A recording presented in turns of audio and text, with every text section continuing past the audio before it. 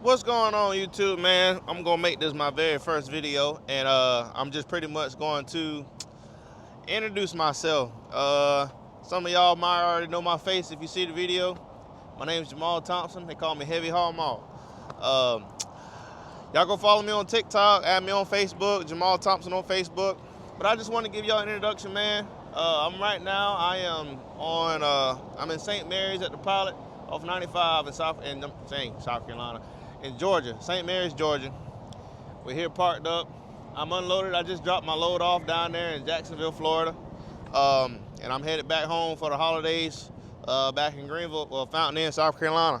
And just wanted to kind of give y'all a little, I guess, like I said, introduction about myself. So first of all, I guess I'll start with the truck. 2004 Freightliner Classic XL.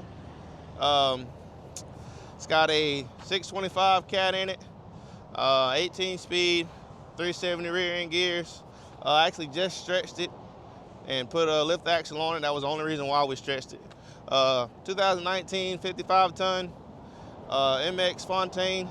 It stretches out to 50 feet in the well. 3-axle trailer. Hopefully we'll be getting a 4th axle here in a couple months. So give you a backstory on this truck. I bought this truck about a year ago. Actually a little over a year ago now. And brought it home. I bought it from a guy that was going out of business up in Ohio. I knew that it was going to need to be overhauled. Drove it home. As soon as I got it home, tore it down, rebuilt it.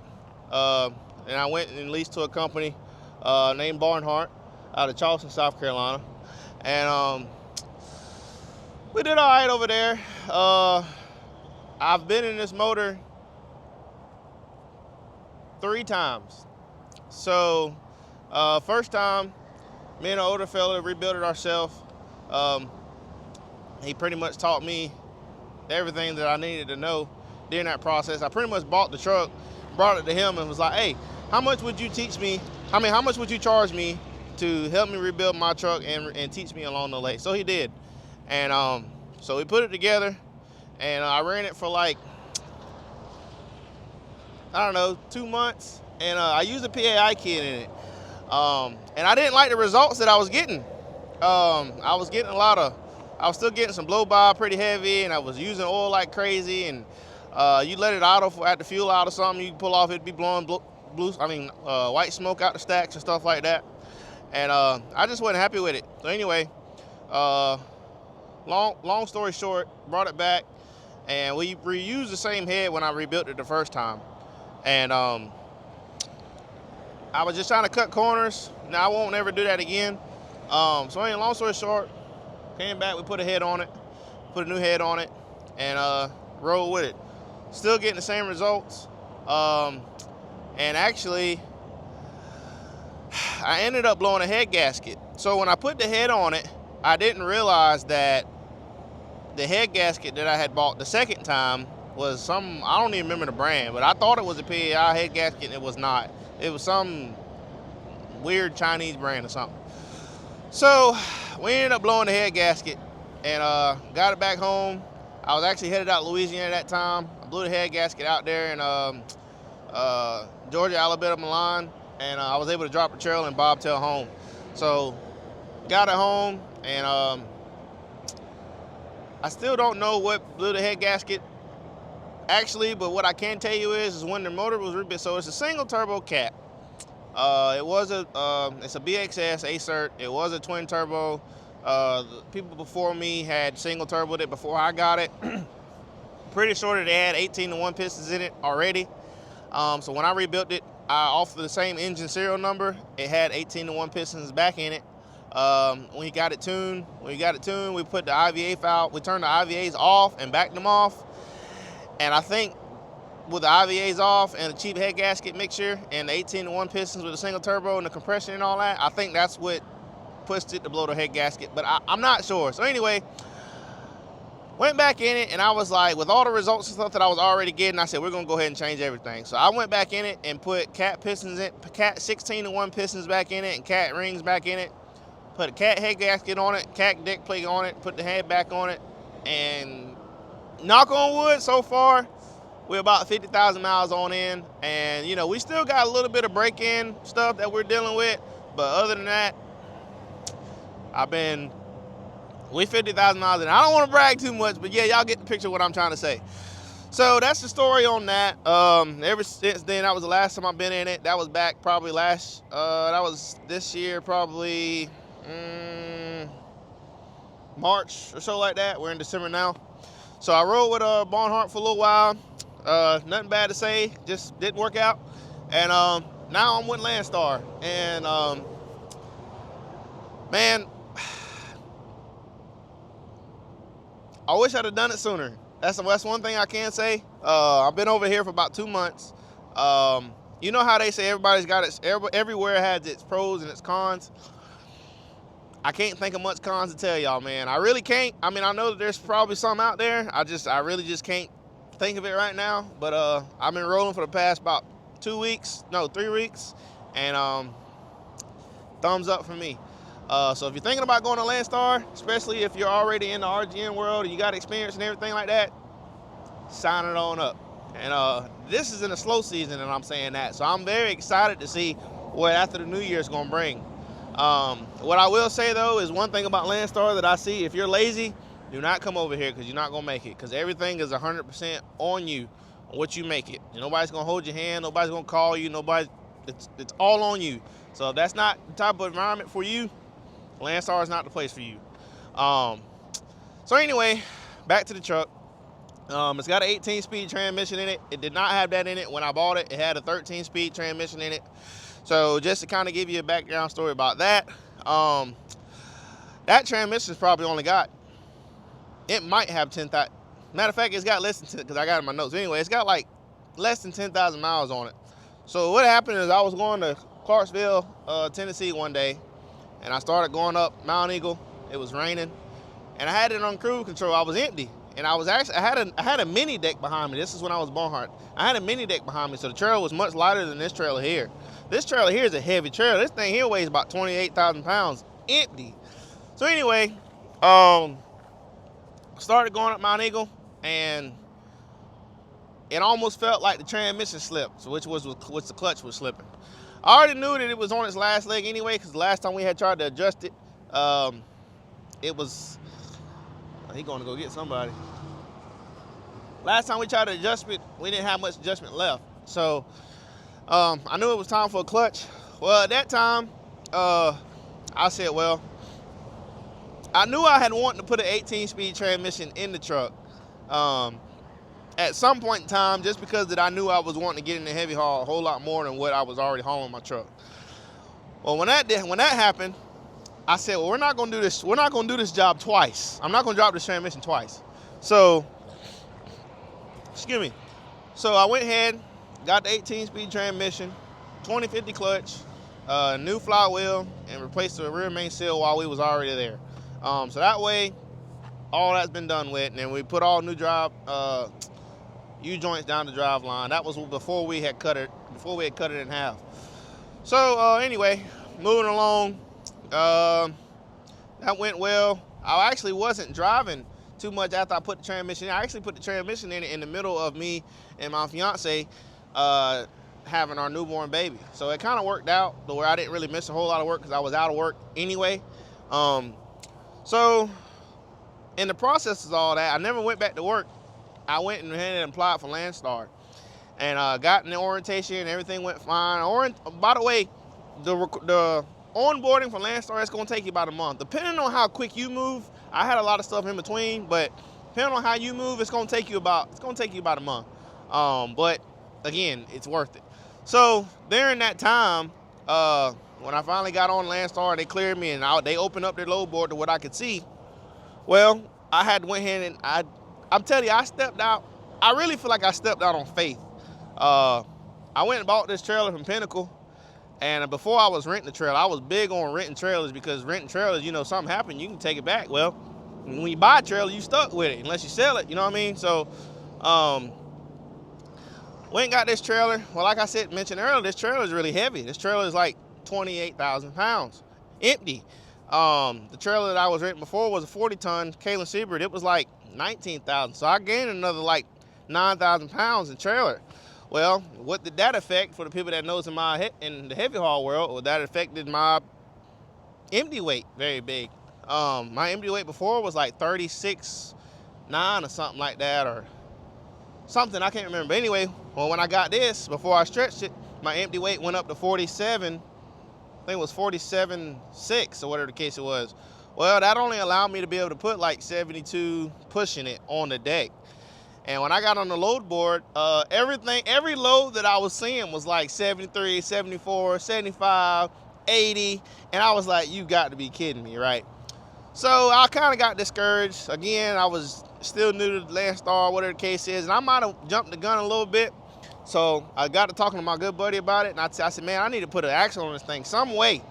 And we got to talking about it, and long story short, a guy that I know that's up there at the Chrome Shop, at DTP Chrome Shop in Spartanburg, real good guy named Lewis.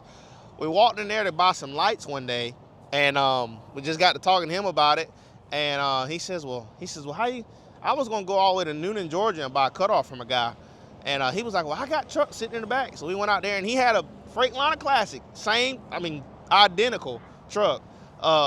He says, you can buy the whole truck and just cut what you need, and we worked out a deal. So I got that truck, we took it home, and I didn't think we were gonna stretch this truck that weekend. And sure enough, we did. We got it back, and the more we got to messing with it, we was like, oh, we already here now, we might as well go ahead and do this. And then we got to do this. We're already here now, we might as well go do this. Next thing you know, my truck was cut in half. So we went and did that, we added the axle, and so like I told y'all before, the truck had, I think I said that, but anyway, truck had 355s in it, which is not good for pulling this kind of stuff. It did all right with my 40 ton for a while, but you could feel it. This cutoff actually had 370s in it, which made my heart feel a whole lot better. But I got a pair of 390s, and I'm gonna take these 370s out and put the 390s in it, because I was grossing about 140 the other day, and yeah, she's working. I don't like working my engine that hard. A lot of people, man, they tell you, oh man, you don't need all them gear, you just put some more horsepower in there. But the amount of times I went in there, I tell you, rebuilding them things get expensive quick. I don't like working my engine that hard. So I like working these rear end gears, pretty good. So anyway, that's kind of the story of the truck. I guess now I'll tell y'all a little bit about me. So I've been driving for about 7 years now. And I started out team driving with a guy that I knew. I didn't even have a license. I hopped in the truck with a permit, and we hit the road, bro. And that lasted for a little while. And the next thing I know, I ended up buying a dually. And I started hauling cars for a long time. I hauled cars for probably about 2 years. And then I ended up buying my first semi-truck. So when I bought my first semi-truck, it was just a single axle little Peterbilt 385 with a C12 in it. And I didn't have a license. So, but it was a good deal. I didn't want to pass it up. And the guy that I bought it from, he actually drove the truck with no CDL. So anyway, I hauled cars with this thing with no license for about like 6 months. And then one day, I was going up 26 right there in Newberry. I just passed the scale house. And police officer came up beside of me. And he was DOT officer. He came up beside of me, he was looking. He slowed down, and he sped back up, and I said, oh, yeah, he about to get me. I just knew I just knew it. So then he hit the gas real quick. I guess he got a call or something. He went on down the road, and I said, you know what, I'm going to test. This was back before you had to go to school. So I said, I'm going to take my test to get my license. So I went down there to Greenwood, South Carolina, made my appointment, and went and got my license, and I was good. So that was back in like 2021, 2020, because they made a rule after February of a certain year that you had to go to school. You could no longer go to the DMV and just take your test. So, and I knew that, and I knew I needed to do it before. I don't know why I procrastinated so long. I really don't. But anyway, so sold that truck. Well, no, back up. I ran that truck for a while, and then I ended up moving down into Moncks Corner, South Carolina. And where I was living at, there was a company called Hurry Up Transport at the time that was literally like a mile or two from my house. So I went up there one day and I said, dang, I wonder if this guy would let me park here. And ended up talking to him. And at first he told me no. First he was like, nah, I ain't really got no room, da da da. Well, he was a heavy haul outfit. Like they had like 10 trucks, and they did 13 axles. I mean, it was a heavy haul outfit, and I knew that I always wanted to get into this stuff. So I asked him. I said, "Well, you can't help me out with the parking." I said, "But you ever need some help? Driving a truck around here, part time, something like that." And he was like, "Yeah, what you know how to do?" And I said, "Well, I can drive." I said, I'm driving. I can chain stuff down. I'd been around low boy a little before, my buddies and stuff like that. I got a lot of friends in construction and stuff like that. So, I mean, I've been around equipment and all this kind of stuff for a little while. But I didn't know enough to get thrown in the truck and you tell me, yeah, go ahead and go pick this 336 up and take it 500 miles down the road. I didn't know that much. So, anyway, he said, all right, well, when I got something come up, I'll call you. So, he called me that week, and he said, I got a load going up to Fayetteville, North Carolina. He says, going on Landau, you want to run it? I said, sure. So I came back down there, and he had me in a 2000 model, 379 short hood with a 3460 in it, 18 speed, 373 rear end gears, I believe. Or man, it might have been 14, I'm not sure. And a Landau, and I moved the roller up to Landau. And boy, you could not tell me I was not the hottest thing on the road, boy. And so I went to this thing up to Fayetteville, and I had a good time, man. That was my first time driving a truck with Jake's in it. That was my first time driving an 18-speed. He didn't know all this at the time, but that was my first time driving an 18-speed. And, like, I had a ball, man. I didn't have not one hiccup, So it just kind of went from there. And he just kept calling me. Next thing you know, I did all the Landau stuff, hauling skid steers and stuff around. And at the same time, I was still working my truck. So I would work, like, Monday through Wednesday hauling cars just because that was when the sales and stuff like that was going on. And then I'd get in his truck Thursday and Friday, work during the week. So I did a lot of support loads for like the guys hauling drill rigs and big excavators and stuff like that. So I learned a lot from them along the way. And one day he had a load that was going to Sherrard, South Carolina from where did I pick that thing up from? Well, it was already on the yard. It was already loaded. And it was on a Talbot 55-ton trailer. Now, before I say anymore, I'm a big Fontaine guy. This just because I've mostly used Fontaine and Lydell my whole heavy haul career, I guess you could say. But my first one was on a 55-ton Talbot. And so he says, well, I had to do that load because everybody else was busy and I didn't have a Twick card at the time, and the only other load to swap it out was a load that you needed Twick for. So he had to go do the Twick load and I had to do this one.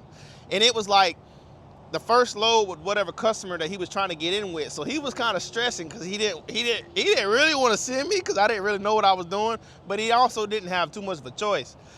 So he called me to the yard. He says, I need you to come to the yard early so I can give you a 30-minute, crash course on what to do. So he did. I pulled up, and he gave me a 30-minute crash course on how to break the trailer down, how to hook it back up.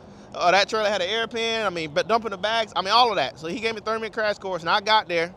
And I think I did call him one time, but then I didn't even need him. I ended up figuring it out myself. And from there, oh my goodness, it was game on. So anyway, ended up stopped working for him for a little while. No reason intended. I guess just I picked back up. My truck had actually broke down. Ended up hauling cars for somebody else for a time. Oh yeah, that's right. He didn't have another truck for me at the time. He had truck problems himself, so I didn't have to go haul cars. One of them guys that hauled the big 9 cars and stuff. So I've driven a hot 9 car. Matter of fact, if you can see it, I've driven a car trailer like this one here behind a regular truck 8 car. Did that for a while, and I ended up getting my truck back going. The motor had blew up in it, and me and my buddy changed the motor out in it. So anyway, long story short, I'm supposed to be telling y'all about heavy haul.